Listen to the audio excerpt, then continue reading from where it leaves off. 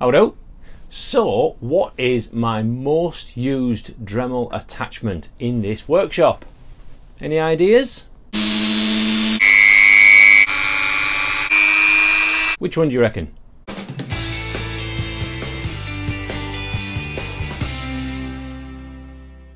Hi, I'm Chris. Welcome to King Bespoke Creations. Yes, the most used Dremel attachment in my workshop is the flex shaft, or as I often refer to it, the dentist attachment. Honestly, I wasn't joking. Right, so the flex shaft then. This genius little piece that flexes, and every little piece that you can put onto your Dremel fits on here. So instantly, that's just easier to work with, more pen-like. So for things like carving, that becomes so much easier. I use this an awful lot for polishing things. So stick the little polishing disc on the end, and I use that for sharpening my chisels, for polishing up to a really, really nice shine. Polishing things like guitar frets, that kind of thing. So useful because you can do it very delicately without tripping over anything else and getting in the way. Let's just really quickly look at how to attach one of these, and then you can get on and do every job just that little bit easier. So first of all, you've got your standard Dremel. We need to take this collet off the end, which the spanner works brilliantly for taking that off. But have you ever noticed this end section on here, if we unscrew it, actually has a metal section on the inside, like a little spanner? Have you ever noticed that before? That's genius. Thank you to whoever commented on some of my other videos about that. So much easier than getting the spanner out every time.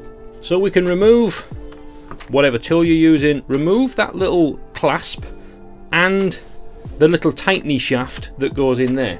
And what we're going to do is stick this on instead. This comes with the flex shaft. It's used with a few other tools as well. It's got a square hole in the middle of it. So all we do is put that on and tighten that up quite firmly. Again, you can use that if you want. Look at that.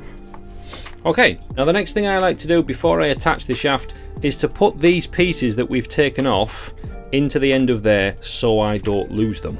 Next thing is to take the other end of the shaft, which has this square flexible reel inside, and pop that into the square hole and screw that on.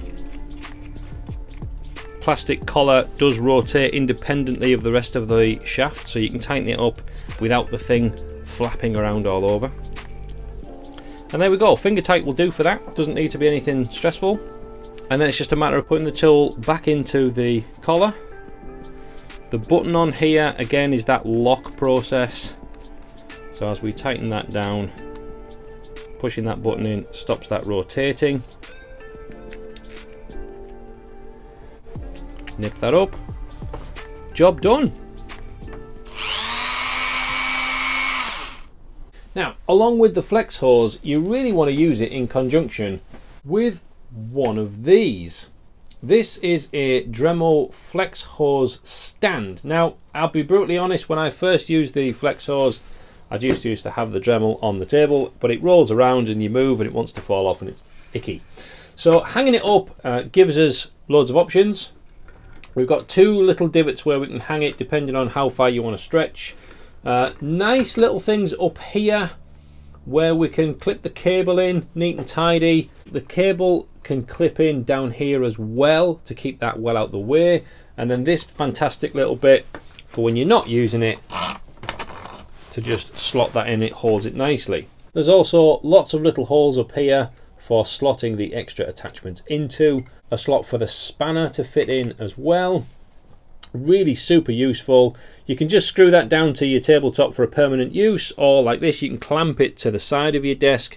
It comes with more pipes, so you can set it higher up as well if you want to. I tend to find that works well for me.